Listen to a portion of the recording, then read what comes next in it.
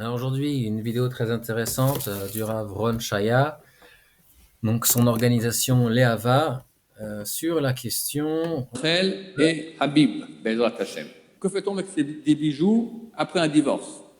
Donc, monsieur a offert des bijoux à sa femme, et après, ils sont partis en cacahuète, et ont divorcé. Qu'est-ce qu'on fait des bijoux? Il n'y a pas de halakha qui concerne cela. Elle peut les garder comme elle peut les rendre, à eux de statuer ensemble qu'est-ce qu'ils comptent faire, qu'est-ce qui est préférable. Il n'y a pas de loi à ce propos-là. Bon, c'est assez intéressant, assez étonnant. Euh, le Rav a dit trois choses. Il a dit d'abord, elle peut les rendre ou elle peut ne pas les rendre. Donc il est évident que si elle peut les rendre et ne pas les rendre, évidemment qu'elle va pas les rendre. Après, il a dit à eux de voir ensemble qu'est-ce qui est le mieux de faire. Donc, s'ils sont en train de divorcer, il y a peu de chances qu'ils puissent voir ensemble qu'est-ce qu'il y a lieu de faire. Et s'ils sont capables de s'arranger entre eux, alors on n'a pas besoin de savoir la halacha. Et la troisième chose qu'il a dit en première, c'est il n'y a pas d'halacha, il n'y a pas de loi qui concerne le sujet. Ce qui m'étonne énormément, comme je l'ai mentionné en dessous, hein, que une femme divorcée doit rendre tous les bijoux et vêtements qui lui ont été donnés par son ex-mari pour s'embellir, comme c'est marqué dans le Shulchan Aruch Even Haezer, Siman Tzadik Tet Seif Bet, dans la notation du Réma là-bas, qu'effectivement un homme qui donne un cadeau à sa femme, c'est un cadeau total, même après le divorce, même si elle a fait une faute grave, même si elle a fait znout, et même s'il avait l'intention de la divorcer au moment où il lui a donné le cadeau, à condition, nous dit le Réma, que ce ne soit pas des vêtements ou des bijoux qu'il lui a donnés pour s'embellir. Si ce sont des vêtements ou des bijoux qui ont été donnés pour s'embellir, vu que ça a été exclu de la loi qu'elle les garde, ça signifie qu'elle ne doit pas les garder, et donc qu'elle doit les rendre. Donc ici, écrit clairement dans le Shulchan Aruch que tous les vêtements d'embellissement et les bijoux qui ont été donnés par le mari à sa femme doivent être rendus au moment du divorce. Bien évidemment, comme dans pratiquement toutes les lois dans la Torah, vous trouverez toujours un avis contraire, et il y a un avis qui nous vient de certains géonim qui disent que si on dit ça, eh ben quelqu'un qui donne un cadeau à son ami et son ami devient son ennemi, on pourra dire que le cadeau n'a pas eu lieu et on met le souk dans le monde avec une loi pareille. Et le Pitré Tchouva a déjà répondu à cette façon de penser de certains géonymes, et il a détruit cette logique, parce que bien évidemment qu'un mari qui donne des bijoux à sa femme, c'est dans le but qu'elle ait envie de coucher avec lui.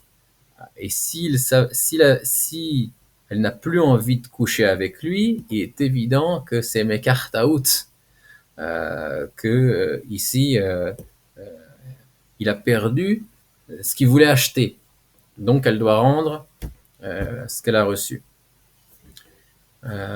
Question, que pensent les Dayanim de la Rabbanout de tout ça? Dans Chadrei Chadarim, hein, on a ici un cas où il y a un mari qui a demandé à la Rabbanout les bijoux de sa femme. Donc comme on sait déjà l'avis de la Rabbanout à ce sujet, les rabbins du Beit Din Rabbani vont toujours forcer l'homme à respecter ses devoirs religieux halachiques, et même les multiplier les kiflaïm, hein, par 2, 3 ou 4, hein, autant que possible, et ils vont toujours trouver un moyen de dispenser la femme de respecter ses devoirs religieux. Néanmoins, ici, bon, voyons qu'est-ce qui a été fait. Il y avait un Dayan qui apparemment était traditionnaliste et qui a dit bah elle doit lui rendre, hein, les bijoux. Il y avait un Dayan qui était entre guillemets progressiste et qui a dit bah non, on est en 2023, c'est l'année 2023 2023, et donc elle doit pas les rendre, hein, puisque c'est une logique imparable.